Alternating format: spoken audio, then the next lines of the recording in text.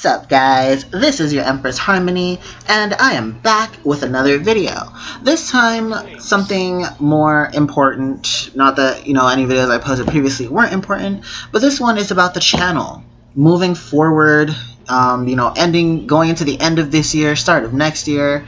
I know we still have 4 months left in this year, but, I have to start getting more serious about my YouTube channel schedule, and there's so much going on in my real life right now that, YouTube is like one of my biggest gateways, being able to create content and put it out there for you guys, and it means a lot to me, all the support that you guys have given me so far. Like, I couldn't imagine myself having gotten this far at all. I mean, previously I didn't think YouTube was for me. I didn't think I had the chops, any content ideas at all. So to be this far and have done this much means a lot.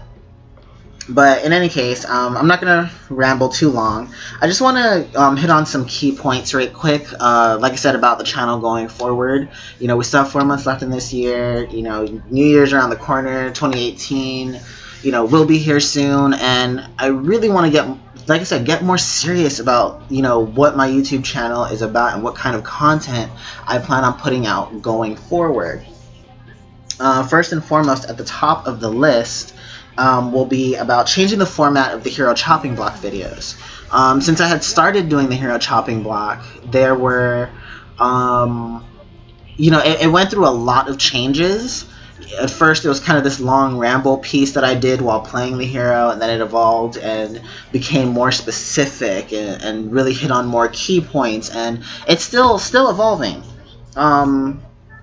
But definitely, I feel like there's a lot more work that can go into it. Most notably, one of the big things that people feel like is missing from Dota is like getting personal with the heroes.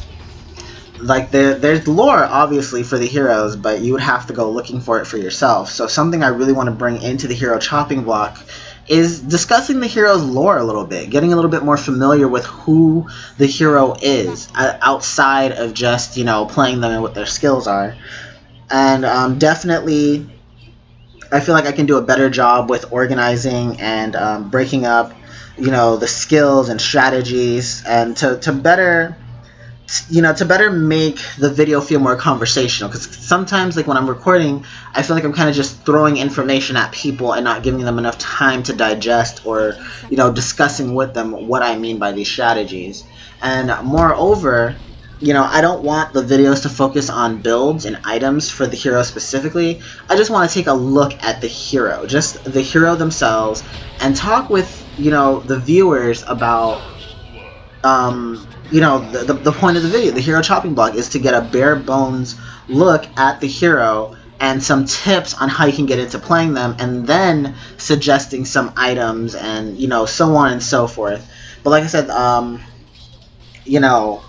also being able to provide the information in such a way that it doesn't feel like I'm just throwing information at people, that I'm actually, giving them a kind of like a packet, and, they're going through, they see the hero's name, they read a little bit about the hero backstory, then, talk about the skills, talk about the laning phase, talk about suggested items, not builds, just suggested items that work really well on the hero. And, just go through my experience of just playing that hero and what I personally learned that may or may not help somebody, deciding to pick up and play that hero for a little while. So that's kind of the point that I wanted to make with the hero chopping block. And going forward, in hand with that, I also want to talk about the order in which I do the heroes. Currently, what I did was I just picked one of my favorite heroes from the get-go, which was Venomancer, and I said, what, let's start here. And I have forever been in the agility section so far, but playing forward, I have realized that it's not exactly the best way to tackle the Dota experience, mainly because I feel like I'm limiting myself to a particular set of heroes, meaning that, like, because I'm in the agility section, I have not touched any intelligence heroes, I have not touched any strength heroes, and that's really bad, because oftentimes when my teams put when our team comp comes together, the heroes that I'm able to choose from don't always mesh with that, because oftentimes I only know, you know, maybe 6, maybe 8 heroes in total in the agility section, and a good majority of them are carries. So if somebody else on my team has already picked a hard carry, why would I go and pick somebody that needs, you know, equal to that same amount of farm? That is just causing the team comp to be greedy, and thus someone is going to wind up under farmed, and it causes more issues. So with that being said, I looked into something called the All Hero Challenge, which is not something that's always apparent when you first pick up Dota. You're not gonna always see it unless you click on your unless you click on your profile and, you know, you touch a bunch of things. The All Hero Challenge is basically Valve gives you the big grid of heroes, all 113, soon to be 115, and they start you at the start of this giant grid. Whatever hero it's on is what hero it's on, and your goal is to win one non-bot match with that hero so that you can move to the next hero, and so on and so forth. And there's this big achievement for it, and you can keep doing it. I think eventually, after you complete it, each time you complete all 113 heroes, after you complete one round of it, it'll reshuffle the heroes, and now you're starting with a different hero, and so on and so forth. And looking at the grid, it takes you through so many different heroes, and I feel like it is the perfect way, the perfect way to expose more people to the different heroes in Dota 2, as opposed to just sticking to one section, playing all the heroes in that section, trying to get good games with those heroes. And, you know, it mixes it up. It causes there to be variety. So that's what I'm going to go with. I've read online that there's a lot of people who said that it's not really for new players. You know, it's not something you want to pick up at first, and instead they try to recommend specific heroes for new players. But in all honesty, I think the All Hero Challenge is probably a really good way to start the game, because you know, it exposes you to a huge variety of heroes without somebody telling you, oh, if you're a new player, you should play this hero or play that hero because that's the only way you'll learn the game. No. The All Hero Challenge, I feel like, allows you to step foot into the world of Dota with a particular kind of hero. You play that hero in a couple bot matches, and then you take them into a real match once you feel like you understand how that hero works and what items, you know, work with that hero. And then you take them into a real game and see if you can apply what you practiced in a real game. And then it'll take a couple of real games before you really get the hang of it, because you're going against people who are thinking for them. You know, instead of going against bots who are programmed to do, you know, A, B, and C, or who, when they see C action take place, they have to go with X, you know, response. You are going into a real game where people think, feel, and act differently according to what's happening. And like I said, I honestly think it is one of the best ways to get a new player into Dota, because they are, you know, there's different ways. There's many different pathways on how you can introduce new players to Dota, and I feel like this is one of the better ways, by going through the All Hero Challenge, because they are able to see a different hero every, you know, when it comes to me doing out the videos, it'll be every video will be a different hero, as opposed to only heroes from the agility section or only heroes from the intelligence section. And then later on, down the line, once I've gotten, you know, a certain chunk of heroes up here on the YouTube, then I can go ahead and start doing things like my favorite agility heroes and why, or my favorite intellect heroes, and so on and so forth, or like the top 5 carries in the game, you know, stuff like that. And like I said, I feel like the All Hero Challenge really opens up the doors to content like that, and it allows me to better hit a wider variety of people, because the agility section does not have all of the heroes that everybody is interested in playing. And like I said, I think it's a really cool idea, and hopefully it'll pay off in the long run. Addressing that future content about the more specified videos on like my favorite agilities and hero, intellect heroes, and so on and so forth. I was also thinking of doing, bringing back my tea time. For you guys who have been on my channel for a while now, tea time was something I used to do where basically I would like record. I would record me playing a video game for like the week or something. You know, just a random match or something. I would record it, and then, you know, we like together we would essentially sit down and watch the replay and just, you know, kind of talk conversation. Like, obviously it's a YouTube video, so your replies would be in the comments, but, you know, it's kind of just a really chill session thing. Every video I had a new kind of tea. Who the hell is texting me? You can all go fuck off. It was always you know, I always crafted a new kind of tea at the beginning of the video.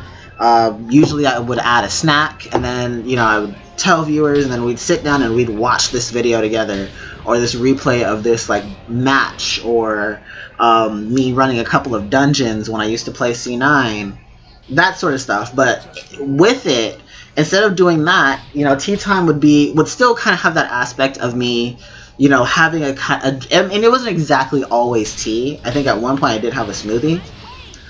So it would just be sitting back and analyzing either matches that I played during the week, analyzing what could have happened, what could have gone better.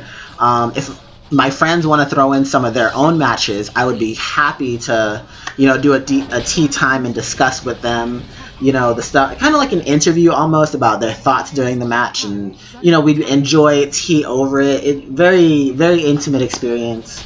And also using tea time to do a little bit of casting.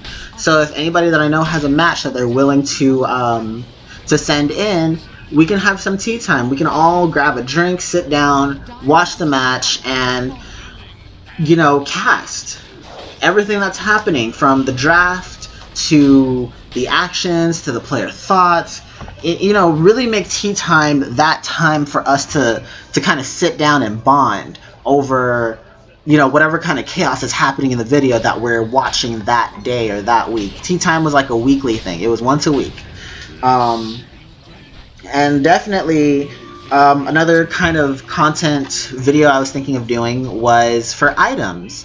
I know that there's a lot of items in Dota 2. Well, I mean, to me it's a lot of items. To somebody else it might be only a little bit. Every game has a different kind of item set, but the longer you play it, it looks like a bigger library. But Dota 2 has a lot of items, and it would be really cool to kind of do a series of videos on the different items that exist within the Dota world, what they're used for, heroes that they're often used on, or, you know, when they're usually picked up during matches. That whole shebang would be really cool to do as well, and I would love to do that going forward, because I think a lot of people see the selection of items and what it takes to make certain items, and they're just like, okay, I don't understand what this item does. And I think it'd be really, really cool to do that, and then help have a video reference, not just the Wikipedia, which is kind of the whole point of me sitting down here and talking to you guys about this in the first place, is that, you know, I don't want the Wikipedia to just be the only source of information that you can go to. Having a video guide or some type of visual reference to things in the game makes the game playing experience a lot better, I feel, and that's why I'm putting so much effort into this hero chopping block, which, mind you, for all intents and purposes, all the work I did in the previous hero chopping blocks, those works will not go to waste. They will still be here. But moving forward, I'm completely, like I said, changing the format. We're going to start including lore. We're going to start breaking things down better. We're going to go in a different hero order as opposed to just one section. You know, all that good stuff. I can't wait to do it. And moreover, just overall, because like I said, I don't want to rant too long, but overall, I want my channel to focus on helping new players break into this Dota scene. Dota 2 is notorious for its huge learning curve, and, you know, kind of a harsh environment when it comes to introducing and bringing in new players, and I really want to help alleviate that. I want to be a part of the groups of people starting to get together now, you know, helping to ease the transition of new players into the game. You know, trying to help. I can't sit here and say I can protect you or help you, you know, avoid the toxic or salty players. That just comes with the game. You know, every competitive game has its, you know, toxicity, so to speak. You know, you're going to get into ranked matches, things are going to go wrong, people run tensions. You know, there are people out there that are like that, and that's just the way the world is. You know, I'm not gonna tell you get good scrub or whatever, but you know it's something that you also have to understand that no matter what game, no matter what MOBA you go to, you will encounter your toxic people, your salty people, and you might not encounter it as certain games might have it more than others, but you're going to encounter them no matter where you go. And it's something that it's a tolerance you have to kind of learn to build up, over time, and something you kind of just have to ignore. Not everybody is not everybody is being toxic intentionally. Some people are just really trying to get good, and like I said, things happen. Sometimes things don't always work out the way we want it to. So that's why I really want to dedicate my channel to mostly helping new people like I was back when I first started playing Dota 2, which was in February of this year. I was super new, but now I feel like I know enough to be able to say, hey, if you want to try Dota 2, let me give you some pointers on helping you get into the fold. Don't think about your MMR right now. MMR is not important because you don't even understand the game. Let us focus on understanding the game before you concern yourself with MMR and trying to go pro. Which, on that note, along with my channel being aimed to helping new players, I also eventually do want to go pro myself. I spent a lot of time and research this year with TI going on. Unfortunately, I wasn't able to go.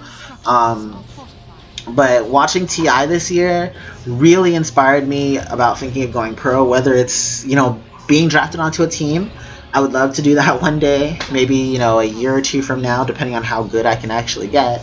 Or maybe even just casting. Like, I would love to be a caster. That would be freaking amazing.